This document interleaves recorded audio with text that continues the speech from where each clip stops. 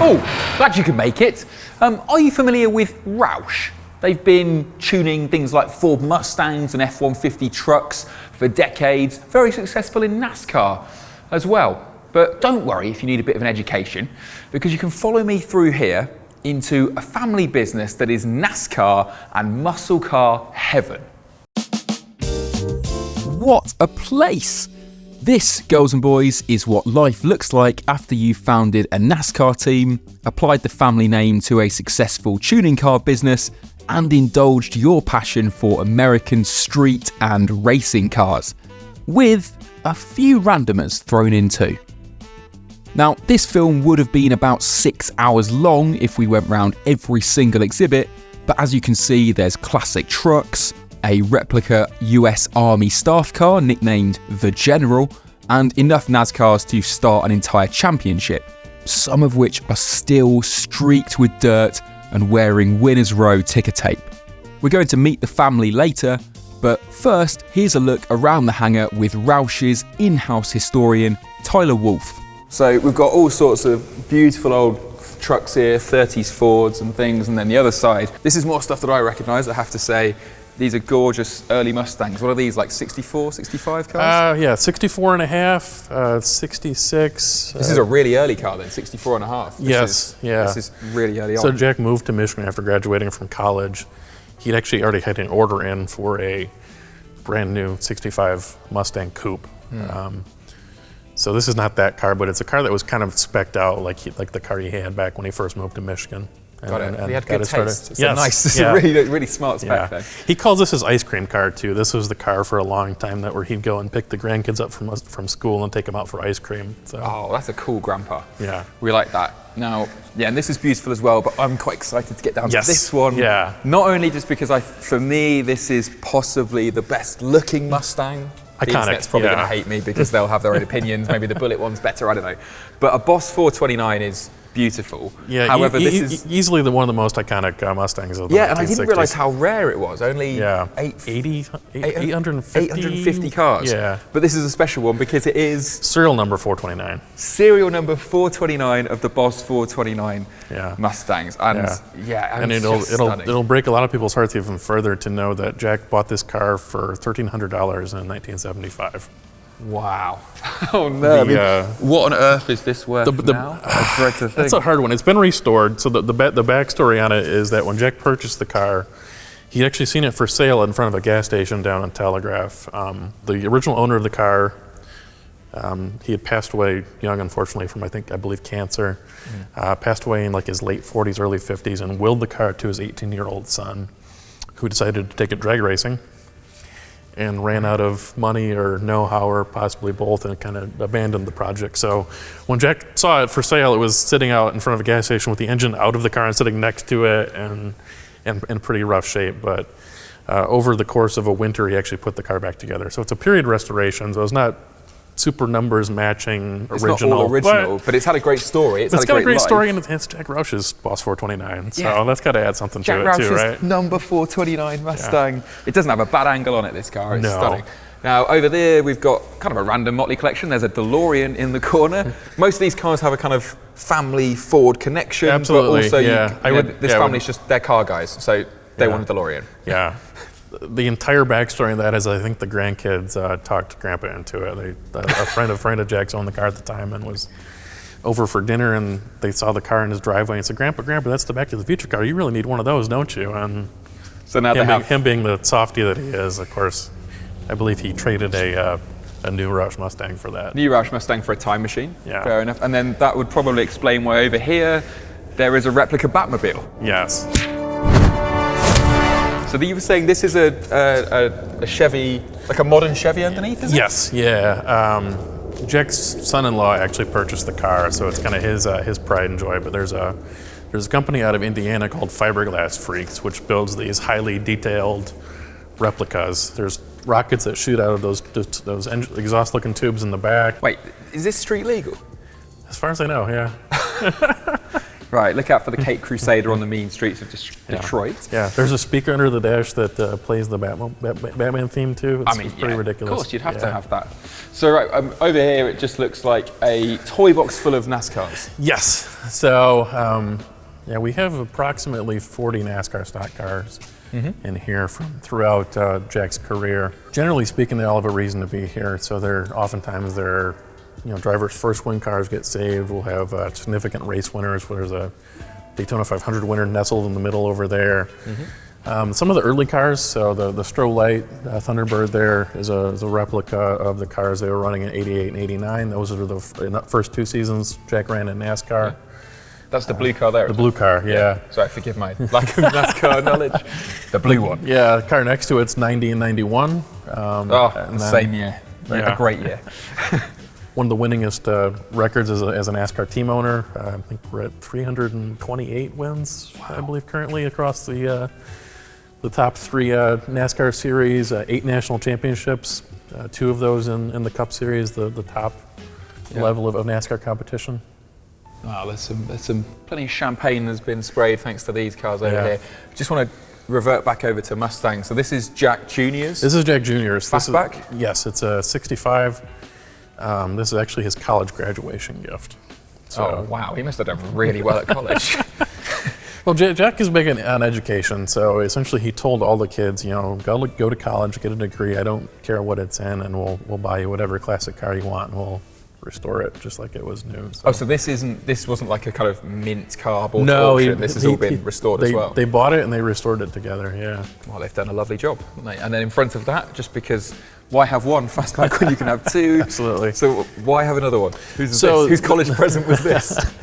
This was not a college graduation gift, unfortunately.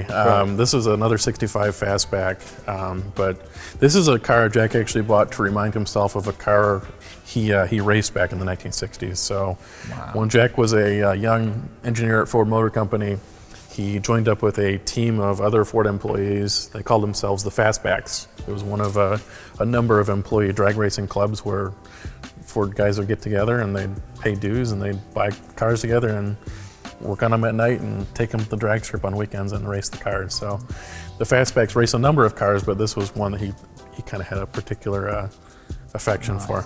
And are these cars, and this goes for the road cars and the race cars, are they kind of kept in a sort of turnkey condition, or are these effectively now like static models? They're more or less static. We kind of mothball the cars, for lack of a better description. Most of the fluids are drained. I guess, because you're not going to be taking this out to go buy sandwiches at lunchtime. What about the street cars? If I wanted to jump in the 65 Fastback, is it going to need recommissioning, or is it pretty much ready to go? The 65 Fastback will run. The honest answer is a lot of the other ones don't, though. I would say there's 115-ish cars in the building at any given time. Right. We could probably start like a dozen of them. Okay, so the rest is here. But this what we should say as well is that this is not some kind of like private, walled-off, barbed wire facility. Anyone watching this can just come and have a walk around where I'm standing Monday right now. through Friday, 9:30 to 4, as long as we're not closed for some sort of customer event or retirement party. And how much do you charge for admission? Totally free. You're totally free. It's the world's best free car museum. Yeah. Next, Tyler showed me the Briggs Cunningham, a failed dream from Chrysler to create the ultimate $300,000 American Super GT, which was going to be powered by a massive V12 engine. Luckily for the likes of the Bentley Continental GT and the Rolls-Royce Wraith, it never made production, even though Roush helped build this concept car. And right alongside is the deeply 90s Ford Indigo, which was Ford's idea of a road-going Indy car for 2 quite brave people. Sticking with Fords, this is where I kind of came and dribbled when we first walked in. This is a bit of a hero car for me. The 5.4 litre supercharged Ford GT. Why have you got 2? Well, one is Jack's and one belongs to our current CEO, Evan Lyle. Okay, and these are super tunable, so are they stock or have they had some Roush These parts are thrown at them? as stock can be, yeah. Nice spec on. Is this Jack's as well? Yes, Yeah, he's got good taste. I like the blue with the white stripes over the top. And then, well, these two. The 17. These two complement each other rather well, don't they? With carbon wheels, the wing up at the back. This is some Le Mans heritage again. Probably stock. They've not decided to supercharge it somehow. Yeah. Jack is kind of at the age too where he's not able to drive that near as much as he'd like to be, or at all, really. So it doesn't have very many miles on it either. And that's fair enough. Jack Roush Sr. is 82 years old, a survivor of multiple racing wrecks, and not one, but 2 plane crashes. Plane crashes he's so proud of, he's hung the wreckage on the wall of his garage. Having earned his retirement, we'd not expected to see him during our visit, but Jack doesn't know how to relax. He heard Top Gear was in town and honoured us by stopping by at his shop for a chat and telling us about his very first car wreck. When I was 16 years old, I had a 51 Ford. And I was going down the road one day, and I came up to a friend of mine that was a year older than me that had a 40 Chevrolet. And it had a 300 cubic inch GMC engine, truck engine in it. The original engines were 217, so it was a big improvement over the original engine. I step on the gas to pass him, and he steps on it to keep me on the outside. I get out of the gas to get behind him, and he gets out of the gas. Bad thing to do.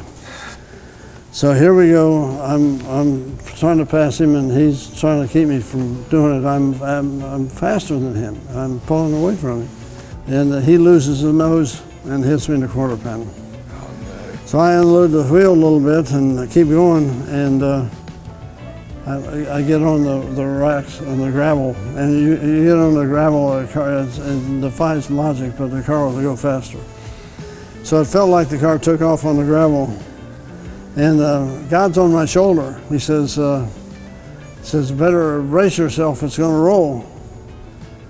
And I didn't see why it was going to roll, but I took the steering wheel, which had two legs on it. I broke it by pulling here, and I broke it by pushing it there. I broke the steering wheel in my hands. So I hit this pipe with the rocker panel out in space like that. So it's spinning like a football. And God says, you better brace yourself, it's going to hit on its roof. So I turned loose the steering wheel and I pushed on the roof as hard as I could. It hit on its roof, it brought the roof down to the top of the door on the top of the seat on the right side. And it rolled till it stopped. The door came off, the hood came off, the battery got busted. Any place you touched the car with your hand was either bent, broken, or missing. It was the worst wrecked car you ever saw. And you walked away? I didn't have a scratch. You didn't have a scratch on you? I had a little battery acid on my face, which was quickly dissipated. But I'd lost my shoes. I had penny loafers on, a new pair of shoes. I was actually going to a date with a girl, and I had a new suede jacket in the seat beside of me. The jacket got eaten by the door when I was trying to leave. My shoes got gone, but the kid was okay. Luckily for gearheads, not to mention his family, Jack survived this and every other scrape he's gotten into. He passed his love of speed and racing onto his son, Jack Jr., who now focuses on running Roush's tuning business after a former life as a racing driver. I was 6 years old. My dad, at the time, he didn't have a drag racing team and he didn't start his road racing program yet. So he was looking for a driver and he found one. It was me. He threw me in a go-kart and we did that for about 5 years. Do you miss that buzz? I mean, I imagine there's nothing else that can give you quite the adrenaline hit that driving a racing car and competing can give you. Do you miss it, and have you got into some kind of crazy extreme sport to give it back to you, or are you kind of happy to have left that stage of life behind? I wouldn't say that I've left it. It's been a little bit different for a number of reasons. I've actually still been racing go-karts. Are you going back to your roots? Well, yeah. With my kids, I really wanted to give them the chance to be involved with racing. And, well, I have 4 children. 3 of them have not really been that into racing, which is totally fine. It's actually kind of a relief because there is risk in racing. Sure. But one of my kids, my 15-year-old son, is really into racing. And there was a point, he started when he was 5, even earlier than me. And there was a point when I was trying to run his go-karting program and also doing my road racing, and there were so many conflicts with our schedules that really became a problem for his development. And at that point, I decided to give him, the priority in schedule, and I started road racing less. Being quick definitely runs in the Roush blood. Jack Jr.'s sister Susan is a multiple national drag racing champion and just as passionate about restoring cars as the blokes in the family. She wanted to show me around her propane-fueled Mustang, but first, her new Mercury Cougar project car. You're a championship-winning drag racer. So Yes. Can you please tell me about the monster that we've got over here? Okay, well, the red Cougar in the middle, that is my latest project, and we plan on getting it on the track by the end of the summer. The two on either side were restored here within our museum, and actually it was the parts cars from these two projects that became the race car. Right. So it is, it's a beautiful car, but it's made from leftovers.